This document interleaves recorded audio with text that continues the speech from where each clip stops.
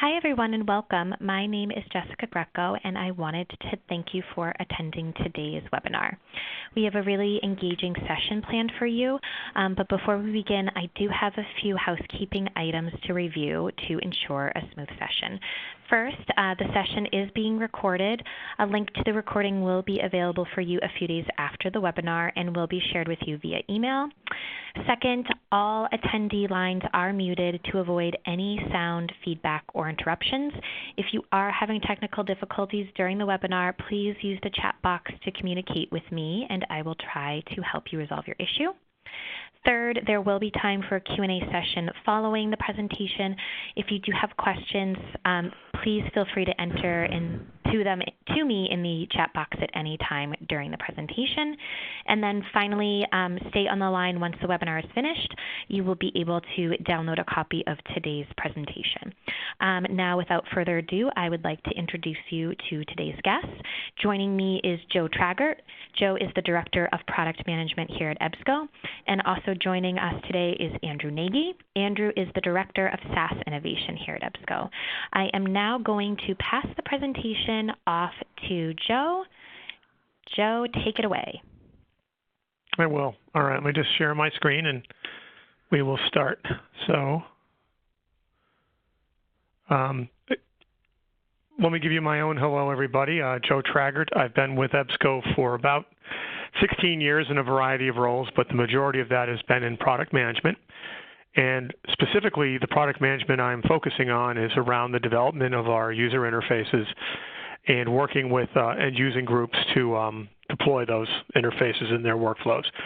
So today, we're going to talk about the discovery process and how it can be an information literacy enabling or training tool for your users. We'll start with I'll talk about some of the trends that we see today in higher education. We'll talk a little bit about discovery in the research workflow. Then we'll talk more about information literacy as it manifests in discovery. And then Andrew will take over and talk through some examples of how information literacy is enabled in practice. So some of the trends today, you may be aware of a lot of these. One of the main things we're seeing today is that the traditional students, the 18 to 24-year-old leaving home to come to college, is a declining demographic. It's been dropping by about 5% per year, and it will continue to do so through the mid-2020s. But on top of that, there is the coming, what they call the student cliff, and maybe some of you have heard about this. With the depression or recession of 2008, a lot of couples just didn't have kids, and they didn't have them later. So when that lost generation of kids comes to college age around 2026, they just won't be there. And the estimates are that we'll see about a 15% additional loss of traditional college-age students by 2026. So this creates a tremendous challenge for the universities to continue to put full-time enrolled student equivalent into their classes. So what this means is we see more of what we would call a non-traditional student becoming the normal student. So older students coming back, students learning remotely, learning online, veterans, first in family. So there's a whole series of challenges we have on the library side about interacting with these types of students, particularly when they're not necessarily comfortable or on campus. They may not come to a library. So what does that mean for us? On top of that, we see the situation where the cost of higher education has been dramatically increasing, far outstripping the pace of inflation. So the green line is the index cost of inflation, cost of education since 1978. The blue line that says CPI is the Consumer Price Index, or a baseline inflation estimate since 1978. And we see it's a vast difference, and by far among the major things we concern ourselves with as a household, paying for higher education has become a significant piece of the family dollar. What that means is the people who pay for the education, and now more often than not, they're the same people as the student, are looking for more obvious return on the time and money they are spending. This creates a real challenge for the liberal arts colleges that are not vocational in nature to demonstrate why is it valuable to have a liberal arts degree in the modern era. So I think one of the main benefits of a liberal arts degree is that we create a more information literate graduate. Many of you have probably heard of the notion of information literacy, and it's definitely an imperative we see across higher education. This is a quote from a study by the Greater Western Library Alliance. They're doing a very interesting thing. They're comparing two bodies of students across a number of universities in the West, large and small, state and private. One body of students that's had a formal information literacy class at the start of their freshman year, the other that did not. And comparing their academic output or the quality of their academic performance. It's only been 1 year. They've only had the cohort through their freshman year, but what they found is a statistically significant finding is that the GPA goes up by 0.05, not 0.5, but 0.05, so not much, but still it goes up, and that the students tend to stick with one additional class. That is, they don't drop as many classes on average as those who don't have the information literacy instruction. But the main point here is the quote that I italicized for us. The library study in the group acknowledges that the ability to find, evaluate, and use information efficiently and effectively is the crucial element for anybody working with information today.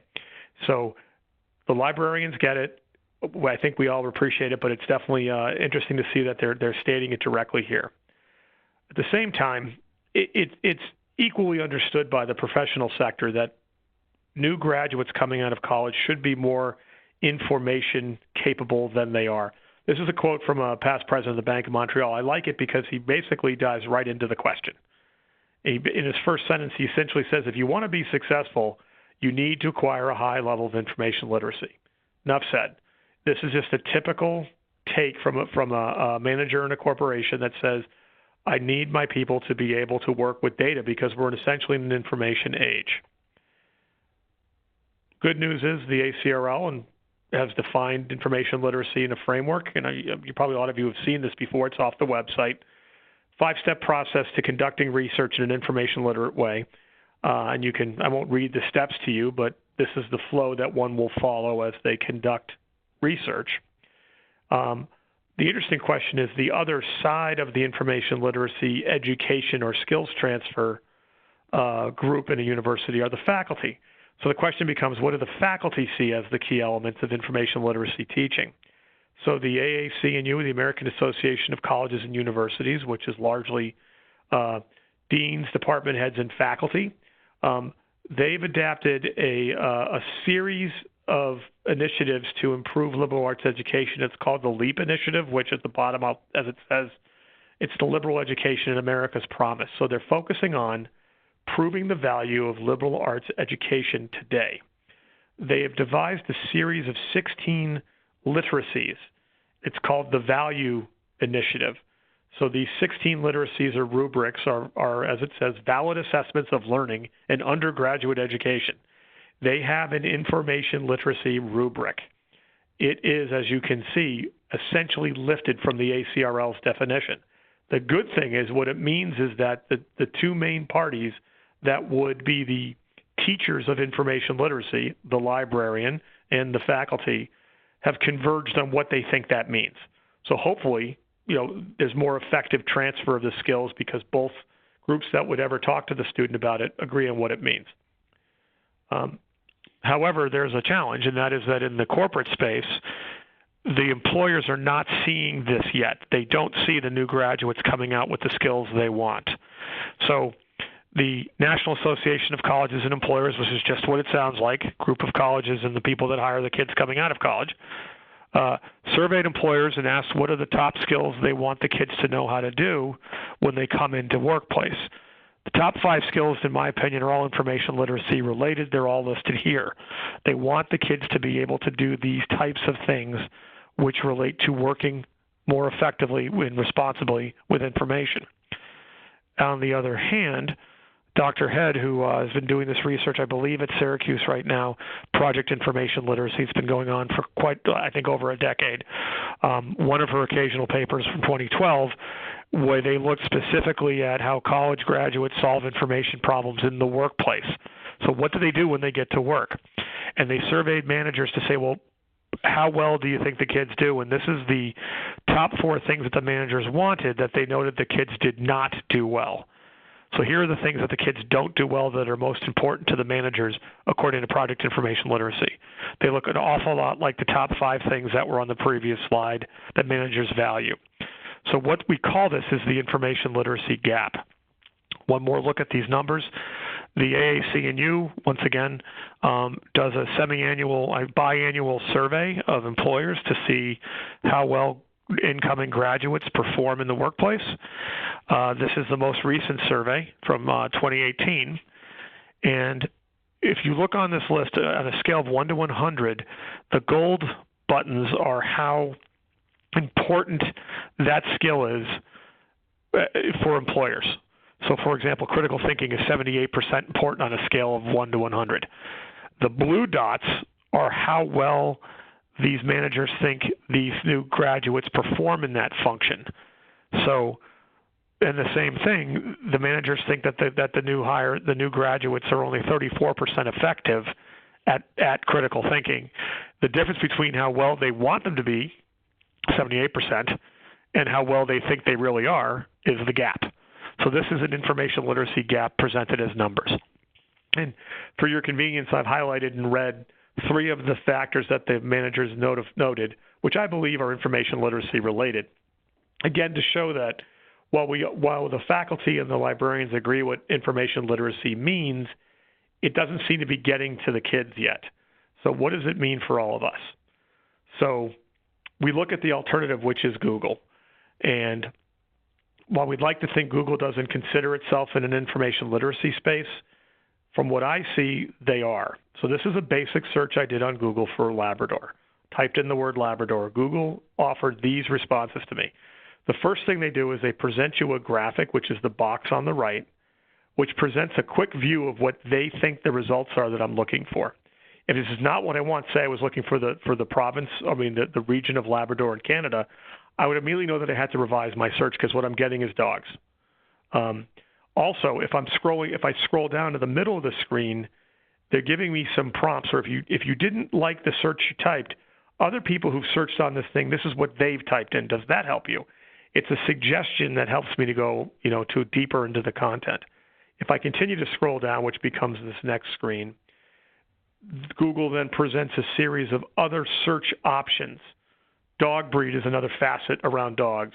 Red dogs, black dogs, and then more importantly to me is these searches related to the term, which give me other ideas of what I really would have been looking for. So from an information literate perspective, if I walked into the library and said, I want to know about Labradors, the librarian would probably say, well, what is it you're trying to find out?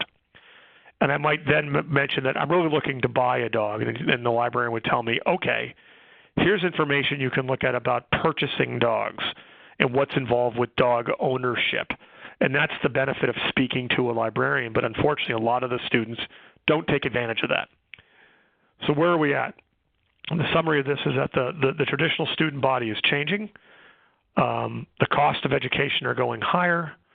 The workplace isn't pleased with the product they're getting from the graduates. Google is continuing to grind on and do more and more that could be conceived to be information literate services. So what do we do as librarians in higher education environment or companies like EBSCO? I think what we're doing is we can prove the value of the library in the university by helping the library prove its value in the greater society. This is a constant challenge for liberal arts institutions.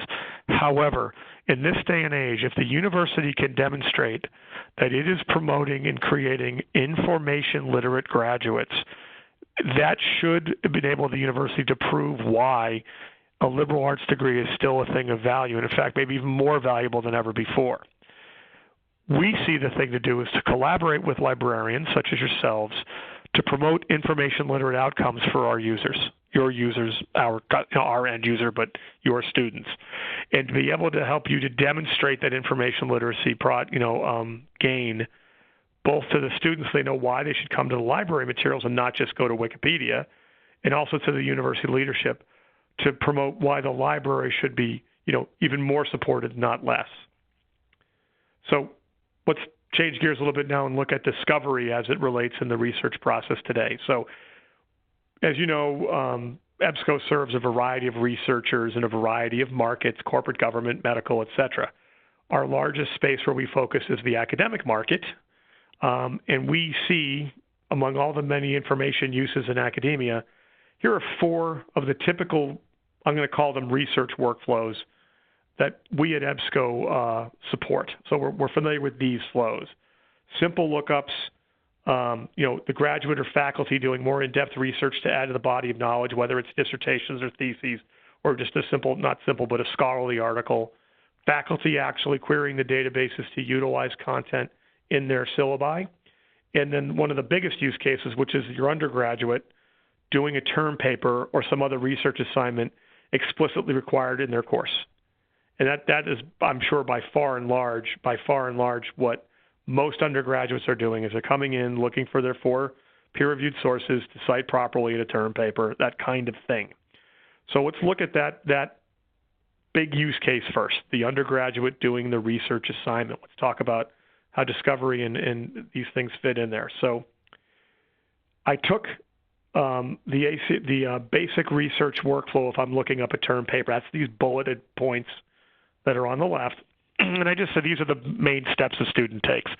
This isn't an exact science. It was me writing them down based upon my experience, but I think it's a good proxy for what a student will do.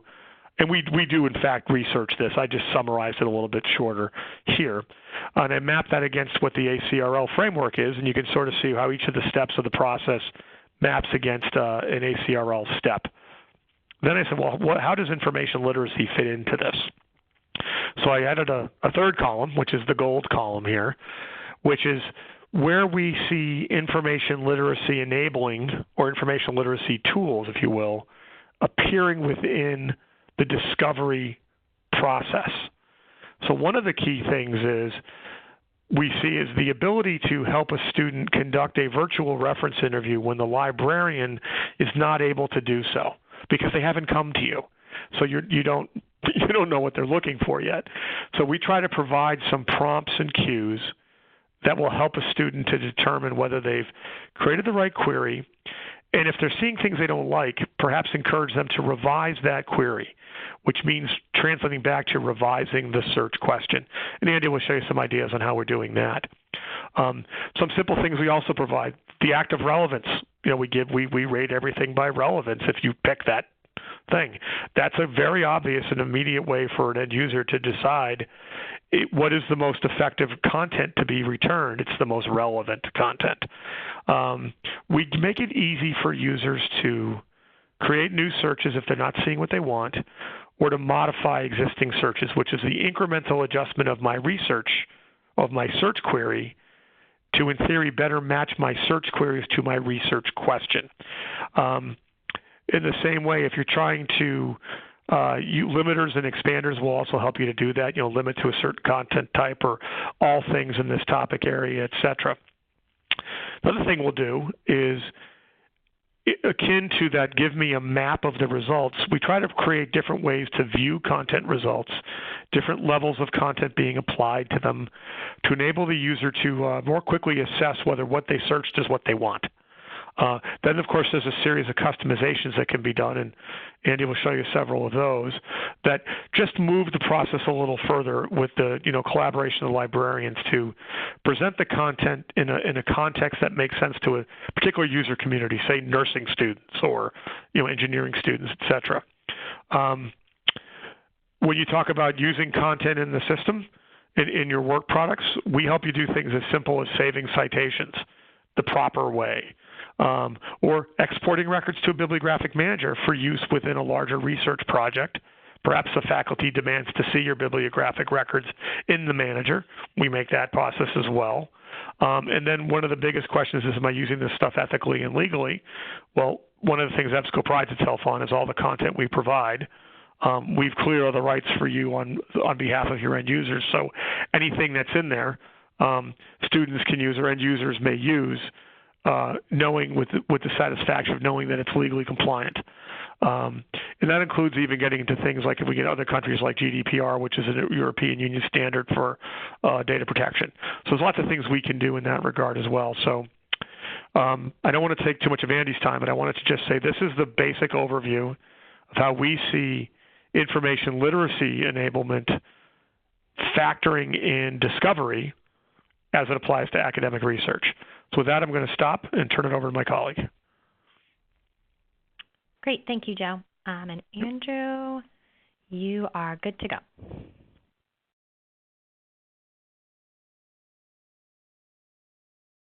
Great, thank you so much. Hello, everybody. My name is Andrew Nagy. I'm a Director of Software Innovation here at EBSCO. I've been working in libraries for quite a while, and most of my time has been focusing around discovery services and helping students and patrons get access and use library services, technology services, to access the library's collections. I started working in discovery in 2004, so about 15 years, when I worked in an academic library and was implementing back in the day, federated search as a solution for helping our patrons be able to better explore and utilize the library's collections. You know, one of the things that we had found when I was working in an academic library was that students tend to find a database, a resource.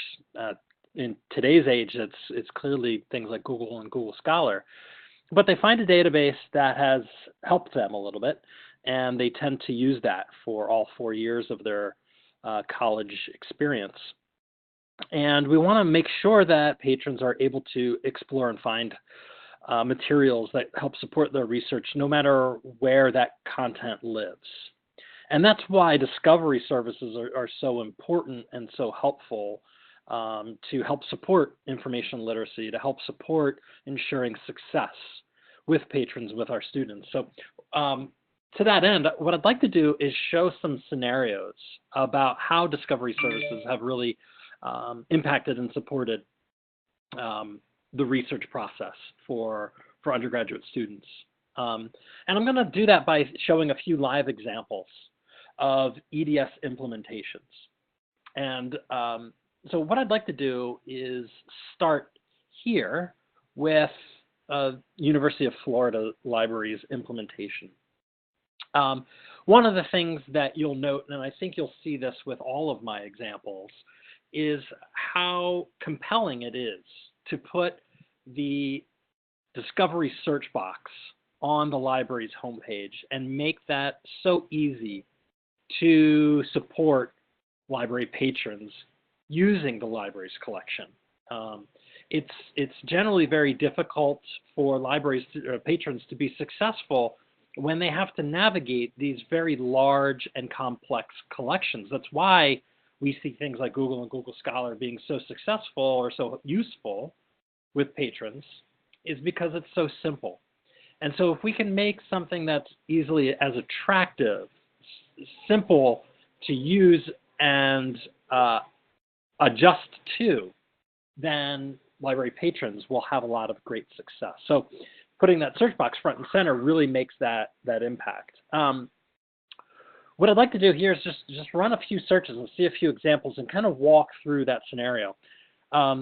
As Joe was talking about in some of the research that's been done around information literacy and around how undergraduate students do their research, one of the things that we know, especially after analyzing search logs of our discovery tool, is that somewhere in that 70% range, we estimate those searches to be topical in nature. So about 75% of searches are topical in nature. So what I'd like to do is, being that that's the most prevalent approach to searching, is to show you some examples of some topical searches. So what I'm going to do is first start out with something that's very commonly searched. I actually participated in a usability test where I sat one-on-one with some undergraduate students to watch them use Discovery and see how they use it, to better understand what they're doing with discovery tools, what they're researching for, what they need out of a library search engine. And one of the students I sat with was doing some research on photovoltaic cells or solar energy as a part of his research, as a part of his course study. So I asked him, just search on something that you're currently studying and see how you can leverage the search engine. So he did a search on photovoltaic cells. So I'll run that search here in EDS, EBSCO's Discovery Service. And what I want to point out is how we have designed EDS, the search interface and the technology to really align with the needs of today's students. So the first thing that I want to point out is at the top of the search results, which is our research starter. Our research starters is a great way to help introduce a topic to a user. In this case here, the user is using a very broad search term. It's a two-word term. Now, there can be highly scientific terms that are one or two that are very narrow, but photovoltaic cells or solar energy or solar panels or anything of that nature is fairly a broad topic because it's something that's very highly studied right now. A lot of technical advancement is going on, a lot of research is going on in that area. So when a user does a search on something broad, such as photovoltaic cell, we want to help introduce a topic to them. And we do that with our research starters. I've talked with librarians about this in the past, and they said that the original discovery tool was really the subject encyclopedia.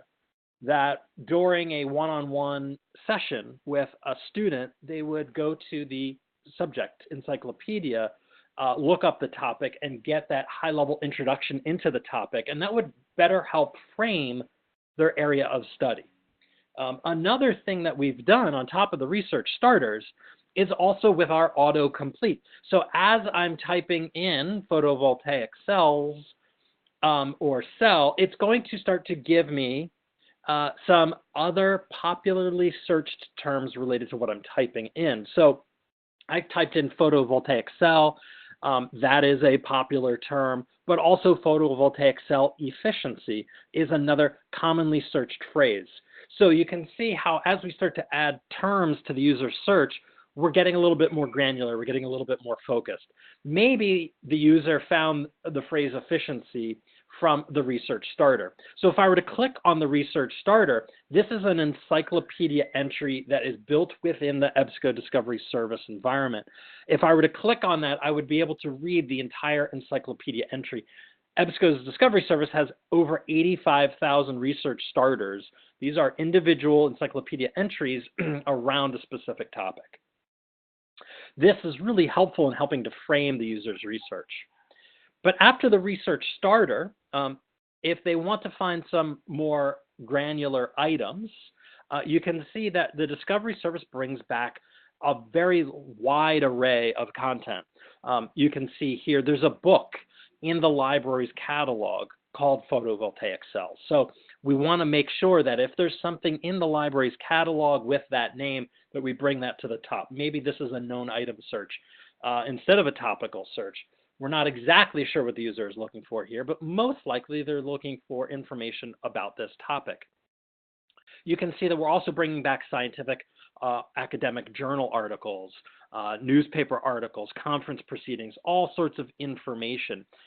You know, as I was saying before, maybe an engineering student is doing this research, and that engineering student uses IEEE a lot. And they might cling to IEEE and use that as their only database. But what you'll see here in the results from this search is that I'm also getting content back from more than just IEEE. I'm getting back from an array of databases and collections.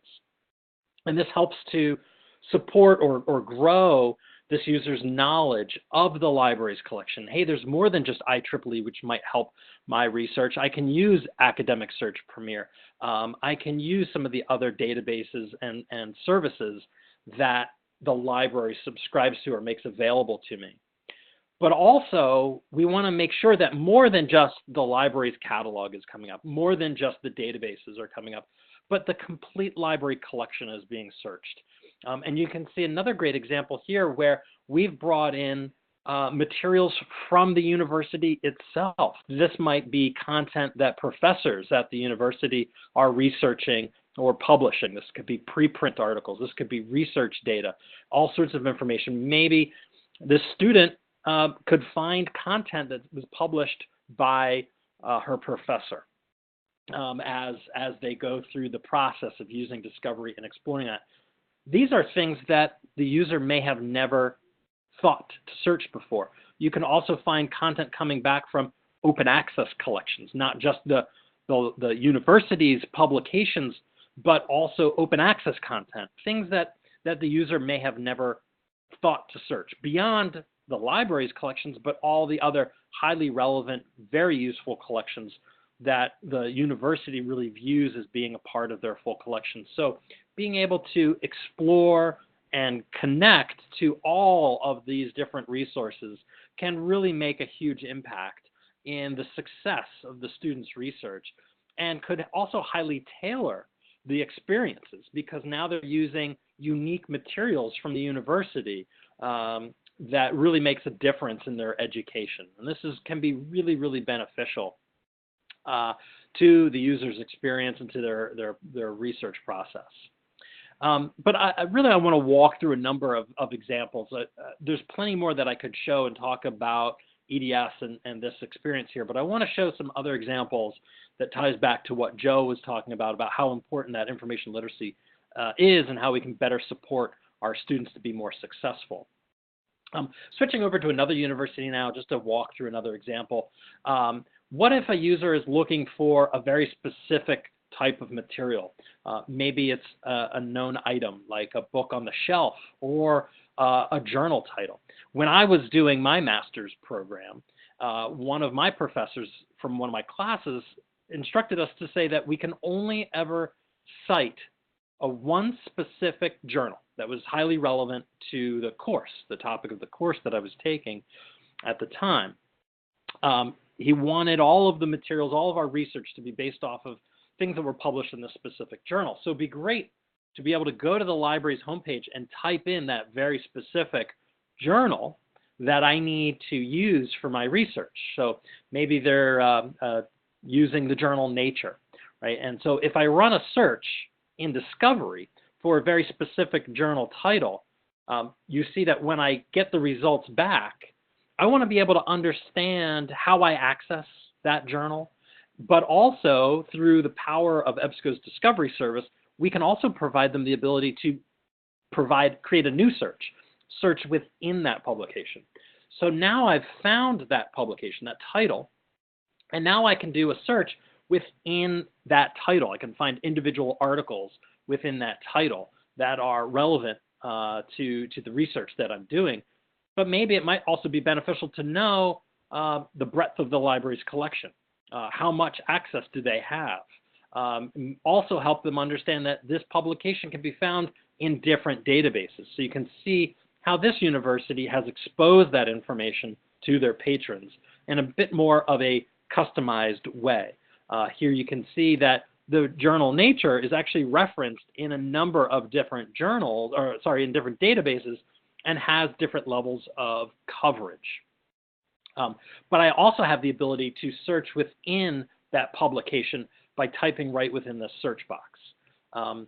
But I still am going to get below that search results relevant to that search. Now, the search of the term Nature, I'm not going to see a whole lot of relevant materials because it's such a broad topic. Really, I'm looking for that journal title. And I have everything I need right there at the top of the results. That's through the power of EBSCO's Discovery service. But through some of the customizations that we've done, we can also expose things like research guides, frequently asked questions, recommended databases, things like that that come from the library's information literacy program. So we can incorporate a lot of that to create a very highly customized experience for your institution. So that addresses how we can explore the world of the library's publications. But I also want to show an example of how they might also search the physical collection or explore the library's catalog. So we saw an example from the last one where I did a search for photovoltaic cells, and you can see the very first thing that came up was a book. That was a very topical search, but if I show you another example here.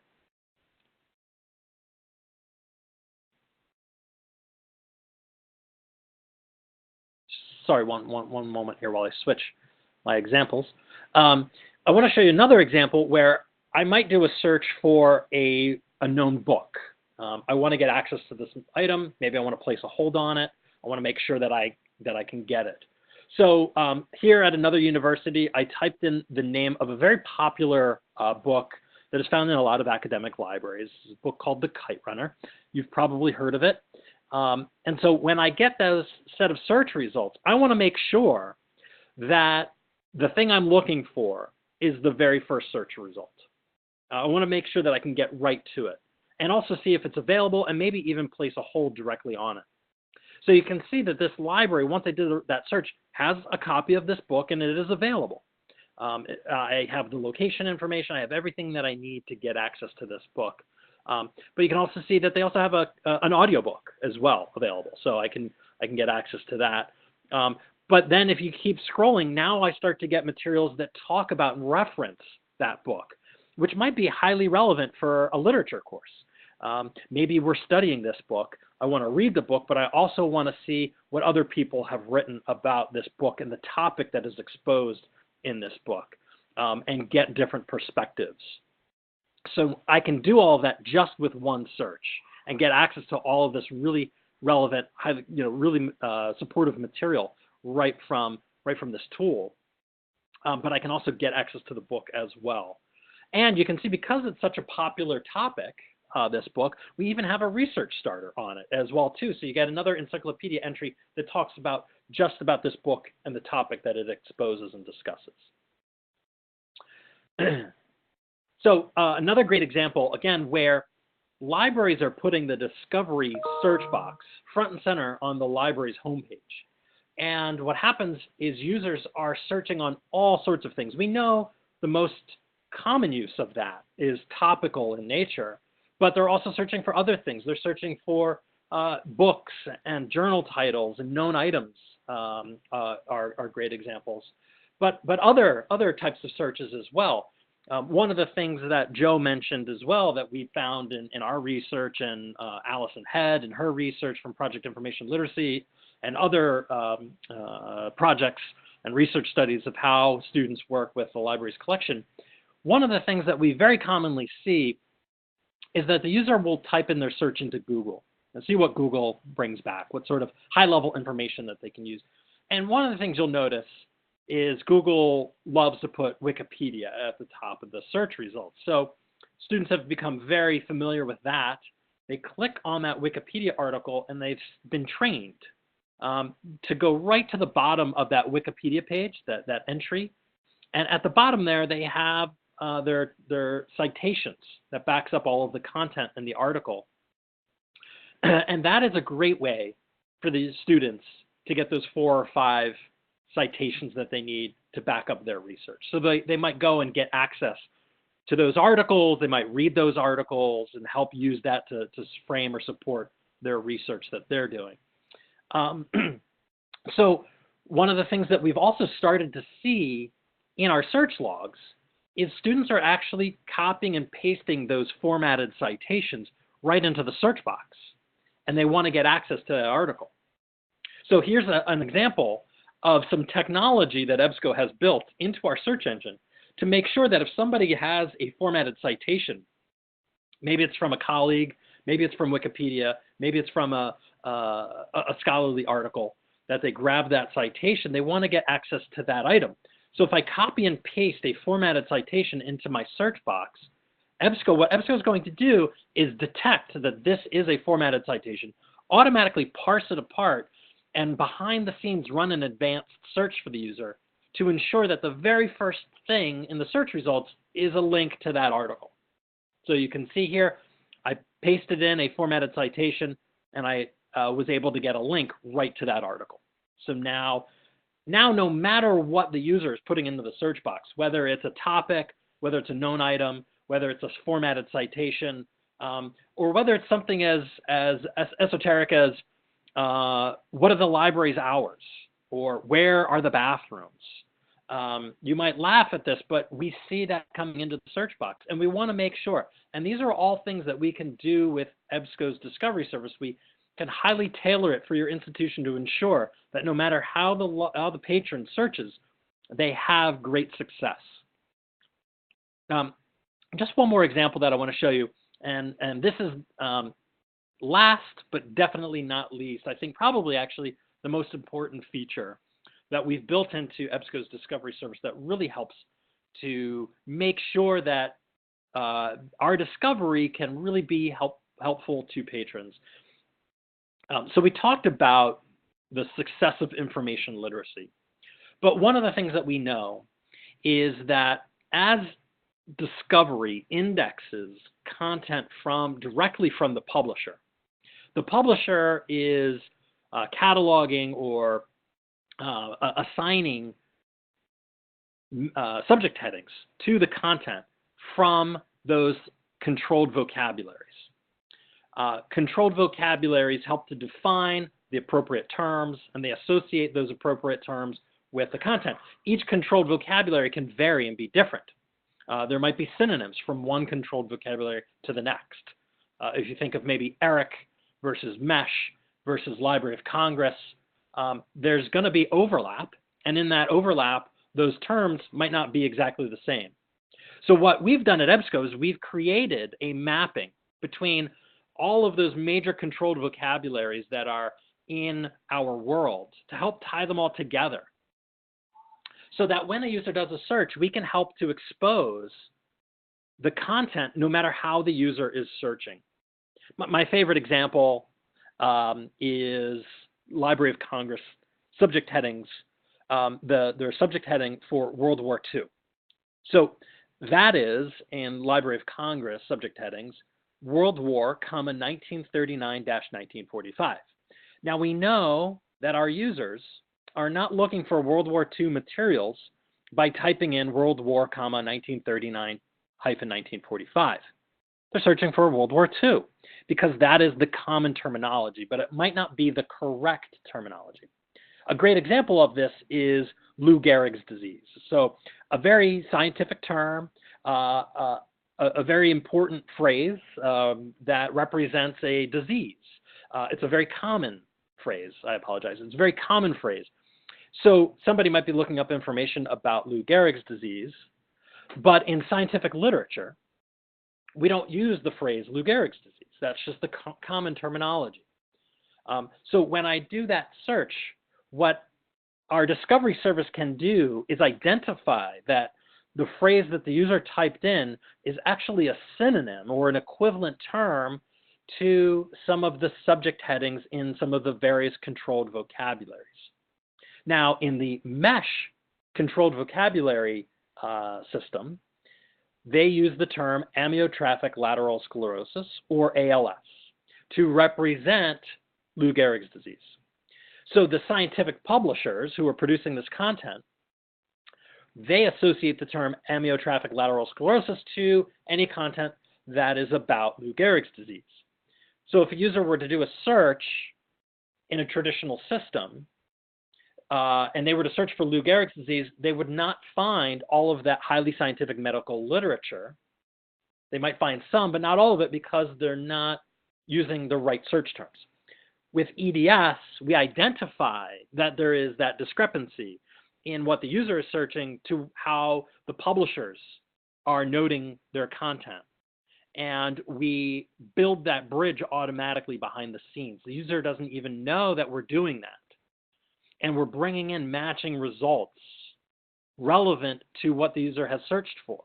So if I do a search for Lou Gehrig's disease, I'm going to find content about amyotrophic lateral sclerosis, as well as content that mentions Lou Gehrig's disease. So you can see the very first item to come back is actually an ebook that is titled Lou Gehrig's disease, but if you look at its subject headings, it uses the subject heading amyotrophic lateral sclerosis.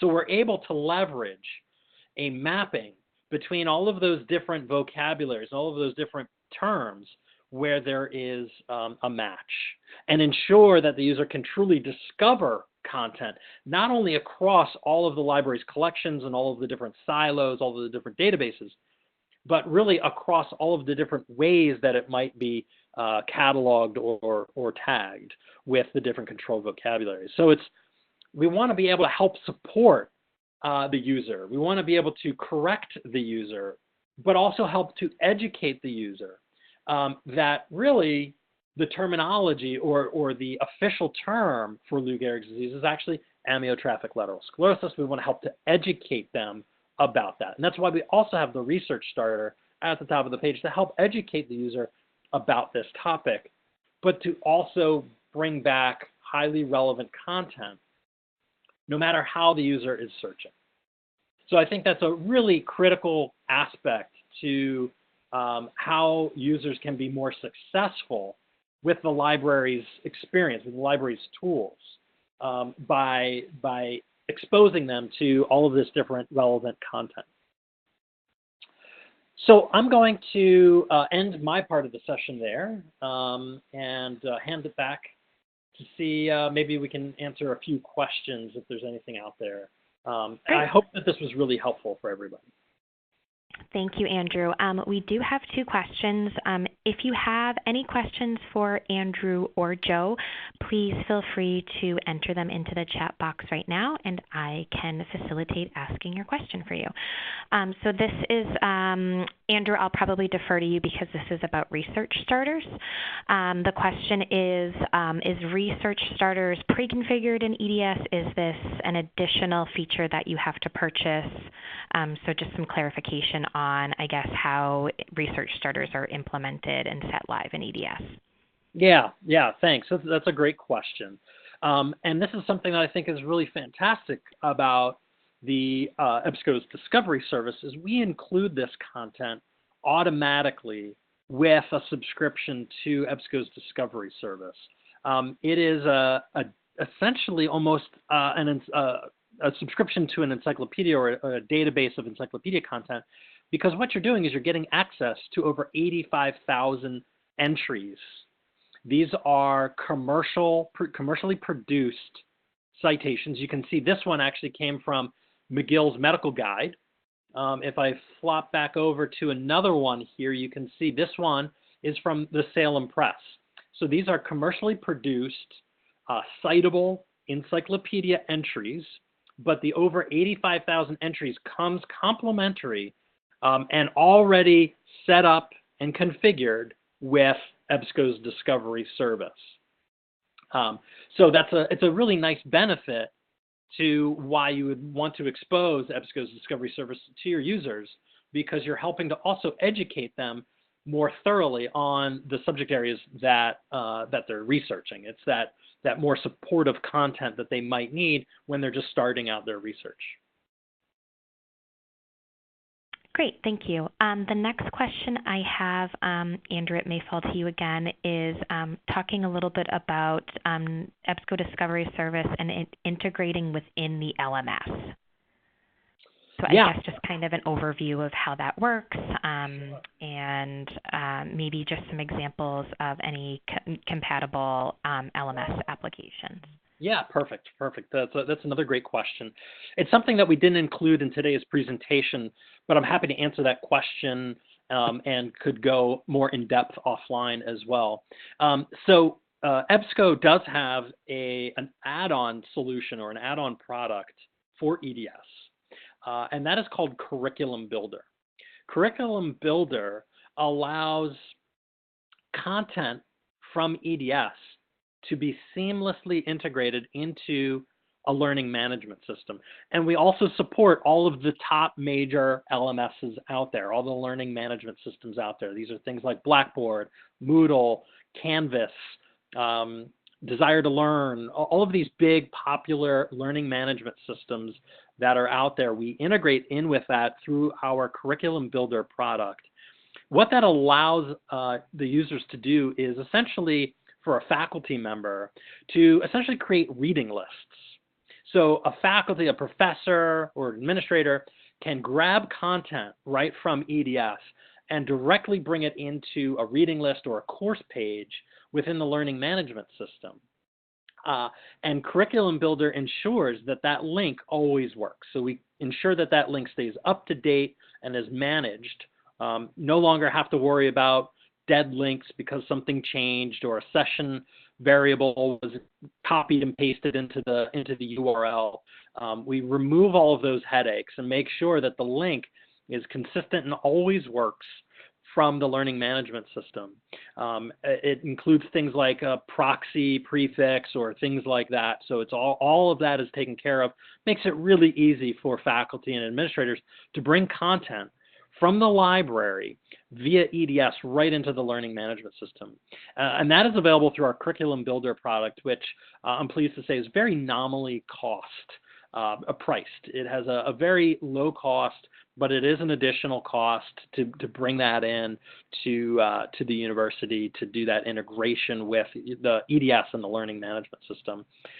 You get a ton of value out of the price for that system. So if you want to learn more about that, happy to talk more about that offline and go into more detail, and we can do some demonstrations of that as well.